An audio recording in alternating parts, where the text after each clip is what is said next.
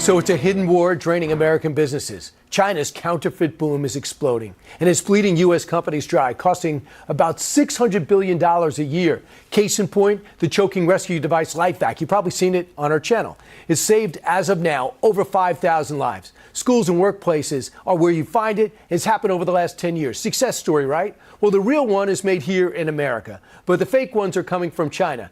Here's what the real life LifeVac looks like. You see it right there. Like compared to the knockoff. Now, the problem is if you have a LifeVac that doesn't work, people die.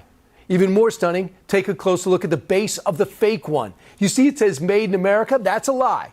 That does not appear on the genuine device, by the way. And it's not just China. The U.S. patent system isn't doing independent innovators any favors, giving the upper hand to large corporations. Let's talk to two business people, small business people, entrepreneurs that are feeling the struggle. Inventor and founder of Jump and Rope, Molly Metz, and LifeVac inventor and founder, Arthur Lee. Welcome to both of you. And Molly, let me start with you. You invent the jump rope, you get the patent, things are going well, you think you're going to be printing money. What happened? I'll tell you what happened is you get a patent and it just opens the floodgates for China to steal and replicate. I had a big business here in America who was going to do a deal with me, a licensing deal. Instead of doing that deal, they stole from me and then they produced all of their jump ropes in China. So it kills small businesses like myself. So what recourse did you have? I would think go to the patent office, they'll fight for you. What happened? So actually, I had over 150 companies stealing my technology. So as a small business owner, your full-time job becomes filing, complaints against these companies. And I did that for 3 years. I was able to shut down all 150 companies. Right. And then in 2018, I went after my largest infringer, Rogue Fitness. And you'd think that my IP would protect me. It doesn't. I wasn't even allowed to go to court. So I was denied due process. And I was sent to an administrative tribunal where my patents were invalidated. So I went a whole decade of my business, fought all these infringers, and now my patents are gone. So, Arthur, what's your story? You're out, you're rolling, you're saving lives, you're tallying it up, and all of a sudden when did you realize someone knocked off your product? Well, here's what's the value to your audience. If you're on Amazon, Facebook, right, and you are successful, you get knocked off. So the first 6 years where we weren't selling too many, we saved 0 lives, 4, 6, 12. As soon as you hit it big, boom, they come in like a wave in like a week. We had 80 million views. Next week, we had patents, and we had products knocking us off. So you go to the patent office and then you got to get it? They don't do nothing. The patent office is worthless. So where'd you go? You can't do anything. The point of your audience... But you would think the U.S. would protect you against knockoffs overseas. No. Does Amazon puts it on there anyway and puts your product next to the real product? Yeah. That's the point of this. That's what the people need to know. The patent, if you make a domestic product, something, we're protected. The FDA came in and wiped out a lot of these knockoffs. Without them, you're done. Just like Molly. So the FDA did help. The FDA did, but if you're not a medical product like Molly, they're going to steal your product once you make it. So you spend the money on the development, you spend the money on the patent, you spend the money to work and sweat. As soon as you're successful, they come in and take it. Right. How much money did it cost you in legal fees? Probably, I don't know, a couple million. How much did it cost you in terms of product sales? Probably like 20 million. $20 million? Yeah. That's unbelievable. Yeah, but here's the worst part. She lost all those employees.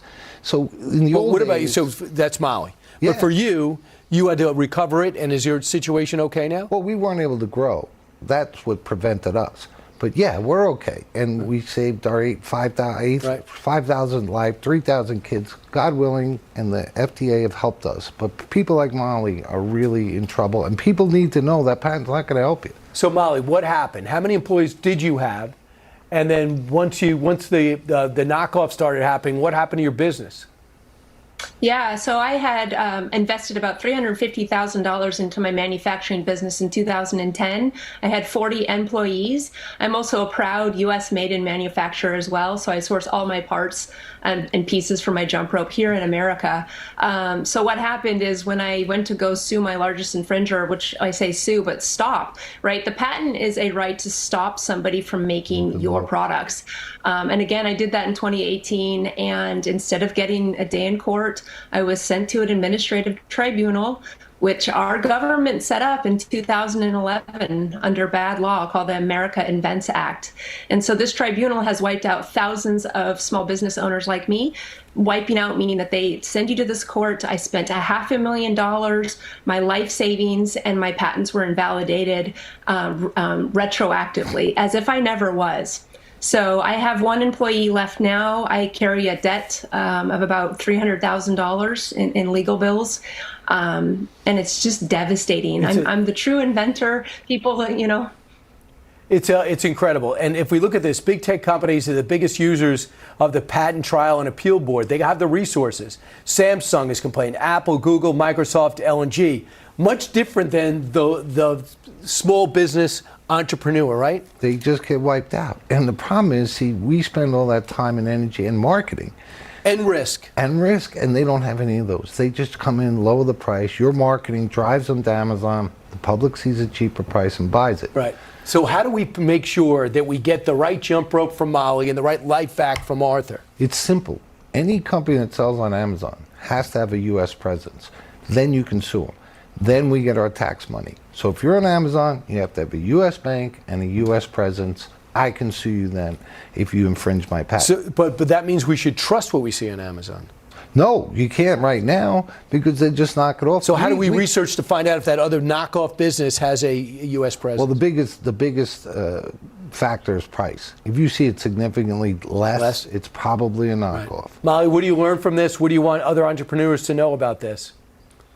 I want entrepreneurs to know that our patent system is harmful right now. It's not doing what it's supposed to do.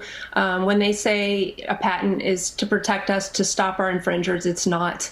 To follow law, to follow me, to follow my husband, U.S. Inventor is who we advocate with, and just to help bring back due process. It's hard enough out there fighting these Chinese knockoffs and infringers, and when you can. And the last resort, you know, after all of that is that you lose your patents. It's just not American.